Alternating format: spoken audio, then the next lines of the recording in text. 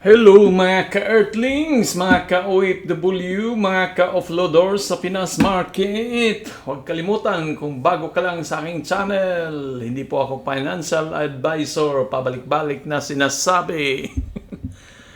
Tayo ay for educational purposes lamang. Do your own research. Ija-ahaw tayo sa pagbili at sa pagbinta, no? So,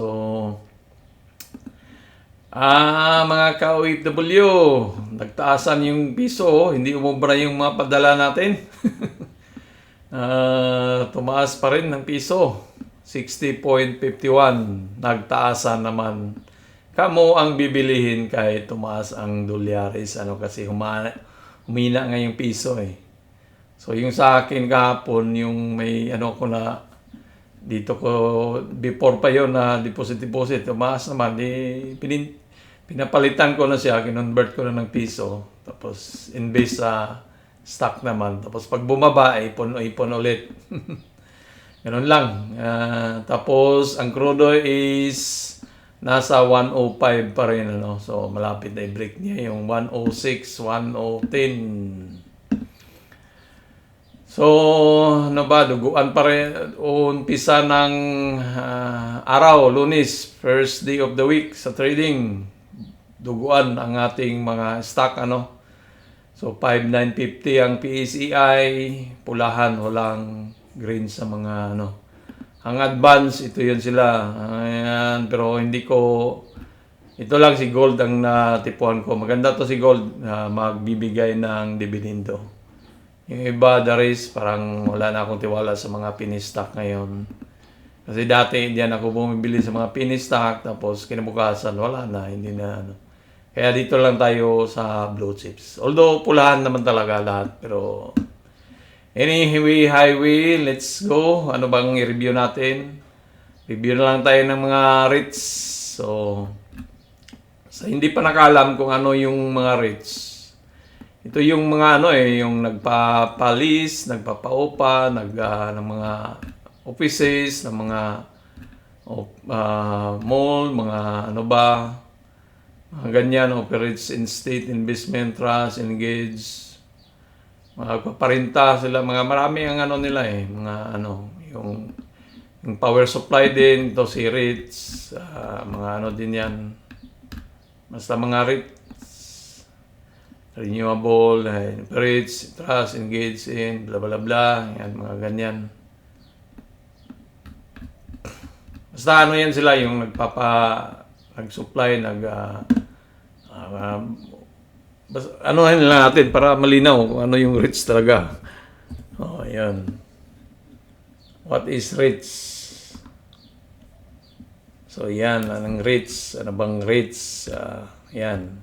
Real Estate Investment Trust. So, yan siya. Real Estate Investment Trust is a company that owns, operates, or finance income generating real estate and selling shares, rotaries to do so.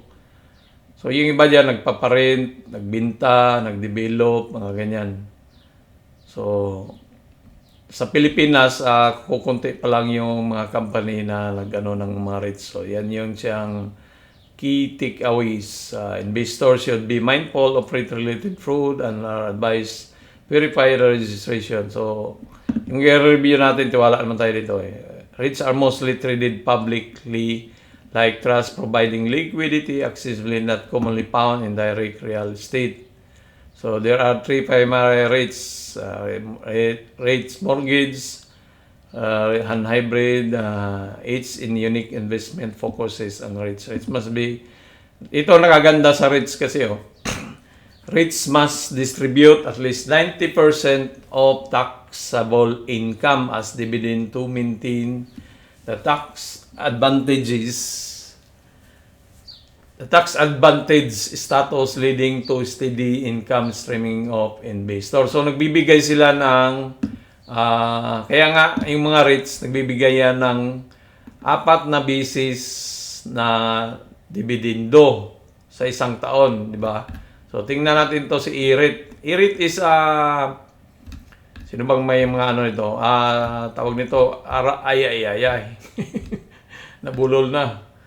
I-REITs yata is Ayala din to eh. Mga Ayala to na na companies. So, nagbibigay yan sila ng May 26, August,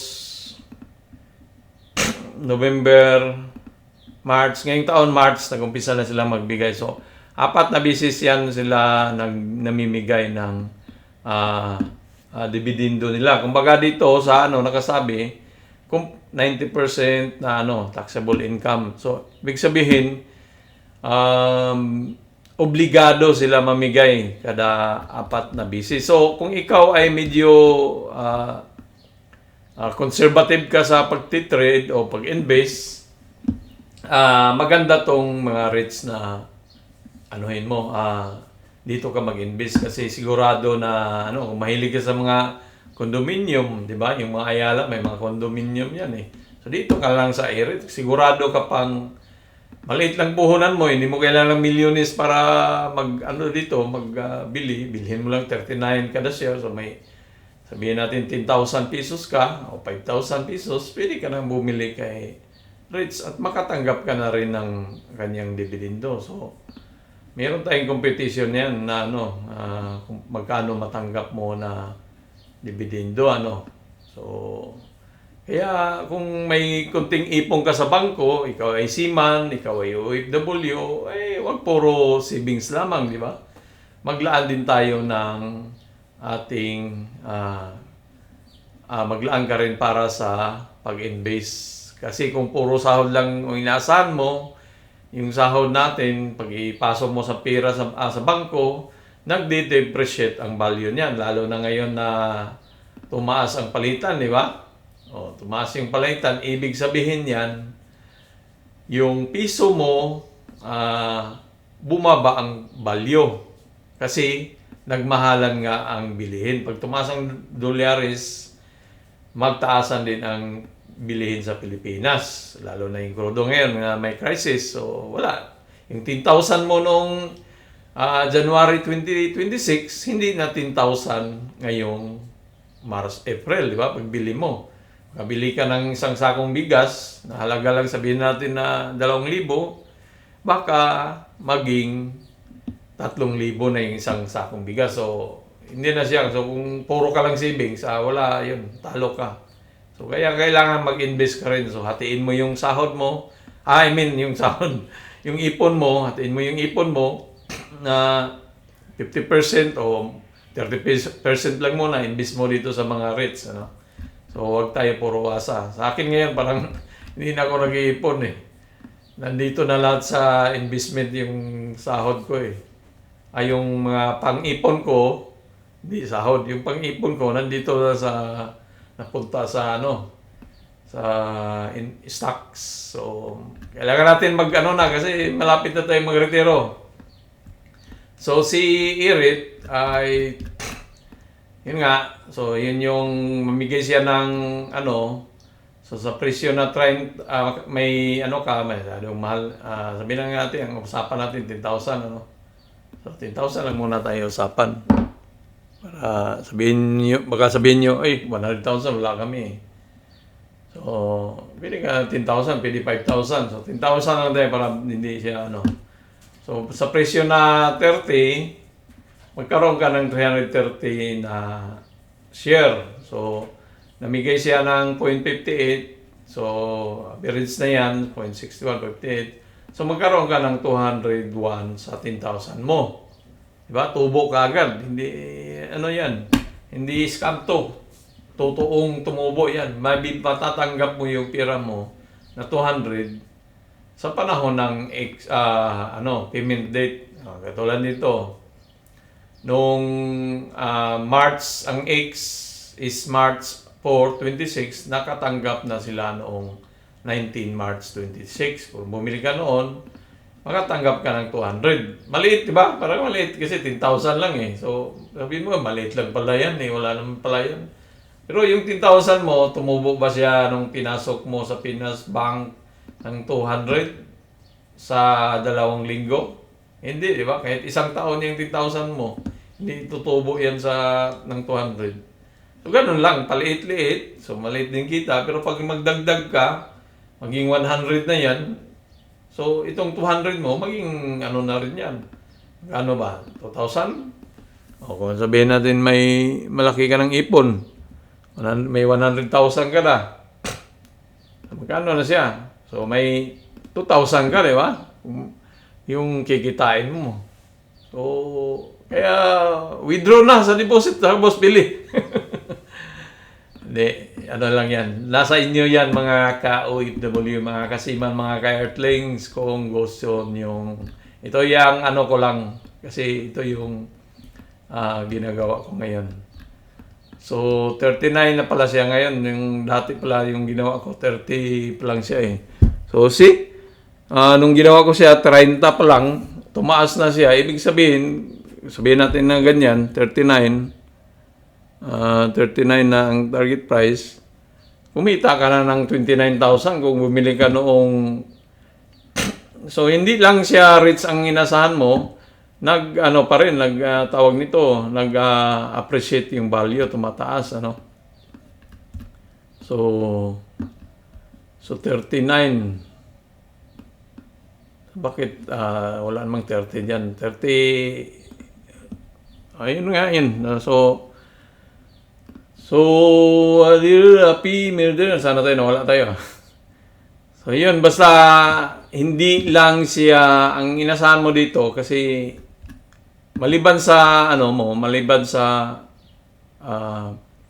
dividendo matanggap mo, magkaroon ka rin ng tawag nito, capital appreciation, yung pagtaas. So, kung bumili ka ngayon na presyo, bumili ka ngayon 39, ang may 100,000 ka, no? So, balik natin sa yan, 10,000 pinag-usapan natin eh.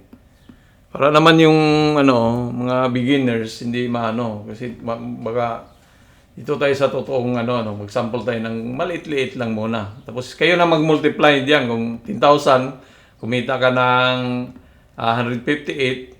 So kung may 100,000 ka, multiply mo lang ng 10 times 10 na yun. So magkaroon ka ng 1,586 sa dalawang linggo lang nakikitain mo. So, pag na-hit yung target ni Irit naman, which is, ang target natin dito is, target sa mga broker natin, ng mga BDO, Metrobank, Cool, nasa 46, 45. Si naman, TradingView, 47. So, wag na natin pahirapan yung sarili natin na maghanap tayo ng target price, Pero, kaya, ang dyan, kasi, ang ginagawa kasi ng mga analysis ng mga ina-analyze nila yung mga 52-week high, yung mga nakaraang presyuhan kasi dito yan sila nagbabase din eh. So, huwag na natin pahirapan. Punta tayo sa mga broker natin, merong mga target price yan sila. So, ito yung basihan ko na So, at least may target price. So, basihan ko yan na bibilin ko siya, di ba? Katulad yan si Erit dito is, pag mahit yung 45 pesos, may 16% na tubo, sa kinita mo. Sa ininvest mo na 10,000. So, kung mahit niya yung 45 sa 10,000 mo, magkaroon ka ng 1,560 na capital appreciation. Plus, plus yung dividendo, so yung 10,000 mo, magkaroon ng 2,000 sa isang taon, which is 22%. Diba? Magkano lang savings ang 1%, 0.1%, 0.3%, wala, di ba? Kahit sabihin mo 1% per annum, o kahit na yung mga digital bank kayo na 5% per annum, 3%, 4%, wala. So, kahit nga yung MP2 MP2 is 7% lang pag nahitong di ba, sa Irit. So, lapit na ng target price na yun na 46. Andiyan na lang yan, binalikan ito, Tapos, ito si Irit, gumawa to siya ng cup. Ito yung cup Cup yan siya, yung pattern. May mga ganito kasi, may mga pattern kasi yan sila So, yan, cup yan siya. Tapos, pag cup kasi, meron ding handle yan, di ba? So, ito yung ginawa niya, Nagkonso-consume lang muna siya dyan. Nagkano na yung ano. Tapos pag nagsawa na magkonso yan, hataw na yan sa taas. I-break na niya tong trend line. So saan ang galing yung galing sa taas, papuntang target price? Galing yan dyan. Kung gaano kalalim daw to, yun din yung mahit niya na presyo. Yan. O, yan, meron na tayo. So 60. Diba? Sobra pa dito. So dito lang muna tayo sa mga presyo ng ating mga broker. 46 lang muna. So pag na-hit pa na yung 60 is napakalaking bagay, di ba?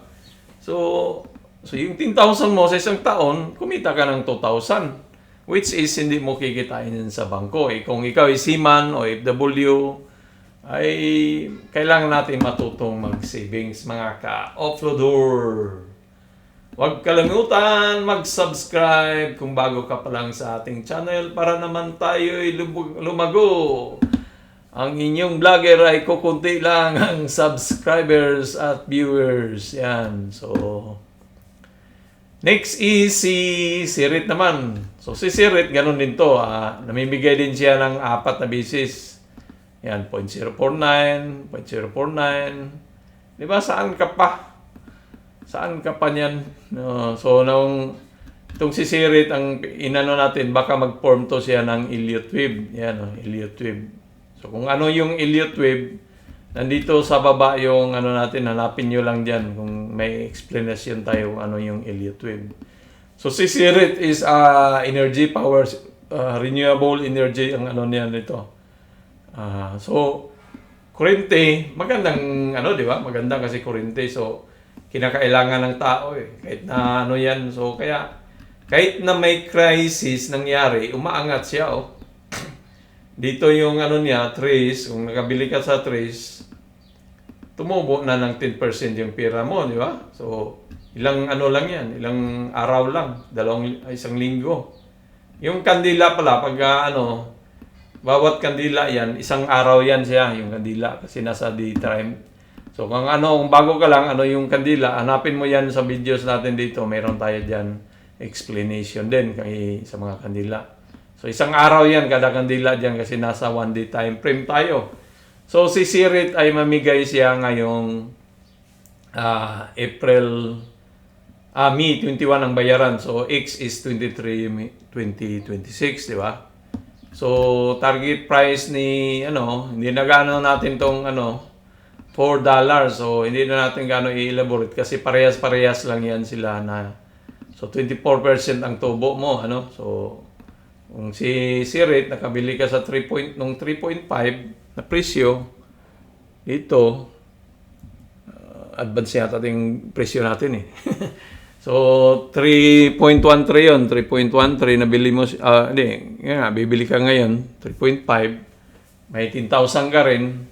Pag mahit niya yung 4 na pesos, may tubo ka ng 2,000 pa rin sa isang taon. May dividendo ka na matanggap na 144, So, maliit lang kasi 10,000 ka lang Kung 50,000 times 5 mo, kung 10,000, kung 20,000 times 2 mo lang yung mo kikitain, kay Sirit. So, ganun lang yun. So, napakalaking bagay to o napakalaking tulong itong mag-invest ka sa stock. Medyo lang dito sa Philippine stock talaga ay minsan mawalan ka lang gana, lalo na pagbaguhan ka kasi mas mabilis yung bagsak. Minsan magbagsakan pag may crisis. Pero pag umangat naman long term, aangatin yan, di ba? So, katulad nito, nag-IPO siya dito. 2.82, bumagsak na, baguhan ka, nawala nga na 1.99. Pero yung mga malaking pira, yung mga negosyante o sanay na, ito yung gusto nila. Dito sila bibili kasi yung discounted nito.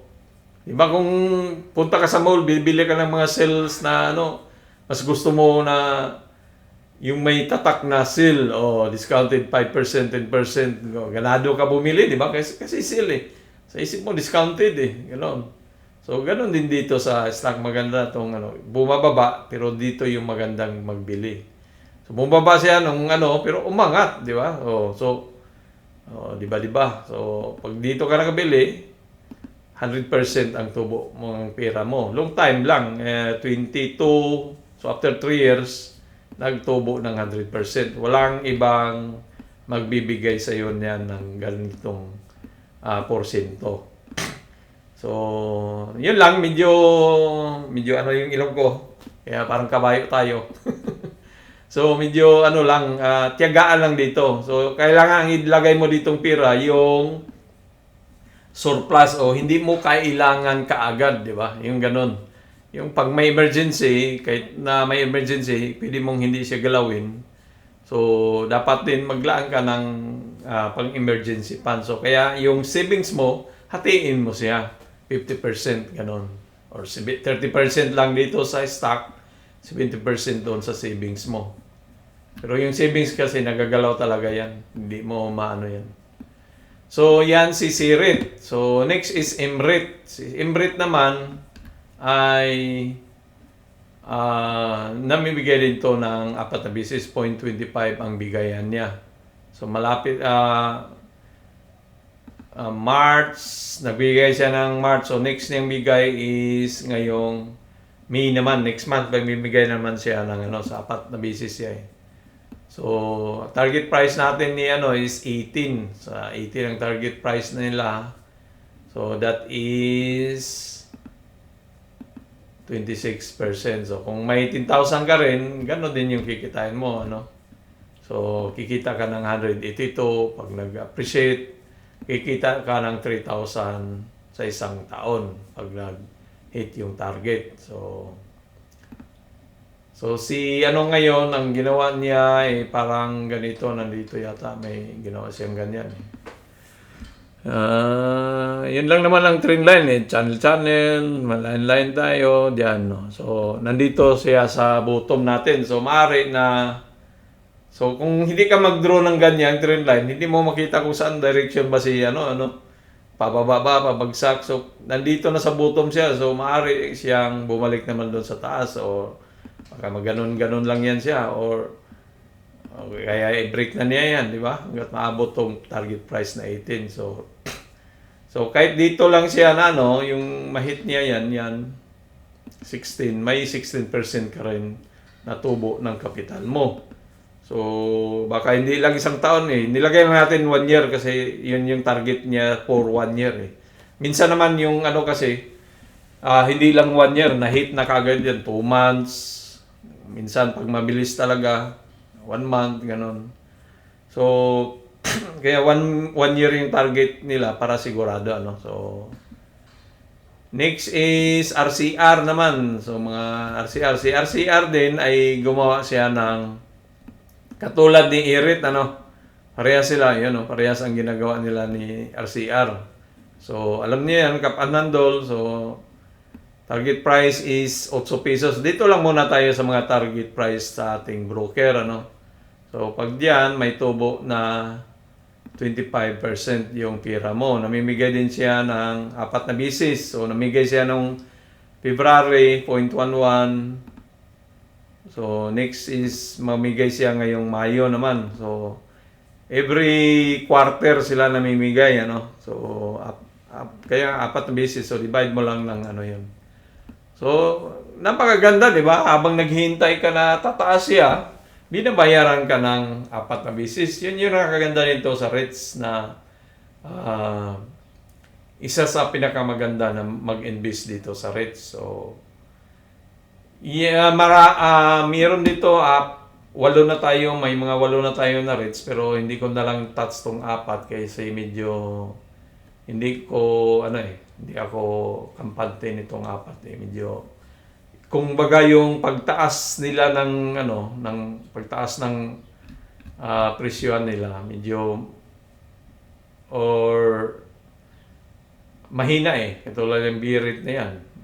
Sino ba yan si Birit? Si Manny Villar. So revenue halos pang mapantay lang, dividends mataas naman yung dividends pero mabagal yung nito pero mga naman dito pero nagkaroon kasi ng mga yan So kaya dito lang tayo sa so ito may fill-in-base din na kung gusto mong fill-in-base yan. Ito Bistalan mga housing yan kay Manny Villar. Ito Pirit kay Manny Villar din to Power So namimigay din yan sila ng 4 na beses. Ito, Double Dragon na ito, DMP. So, kung titingnan mo yung chart, hindi siya ganong kagandahan. So, kaya ito lang 4 yung nagustuhan ko sa rates na yan. So, kayo na mamimili kung ano yung gusto nyo.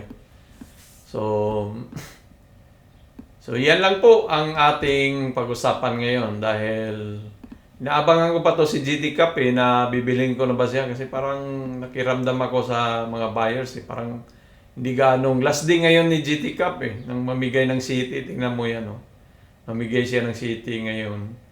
So 22 April. So last day niya ngayon bumili kasi bukas is 7. So kailangan ko nang bumili dapat ngayon. So, pakiramdaman ko muna yung nakiramdam yung mga buyers ito, yung ganong volume na pumasok ko. Kasi may dalawa kong tinatarget, kaso to si Pure Gold, sa ano pa to after 1 week pa siya So, baka dito muna tayo kay GT Cup, mabili. So, yan lang po mga ka-OFW, adieu mga kasiman, mga landbase, adios mi amigos, maraming salamat sa inyong lahat. Babus!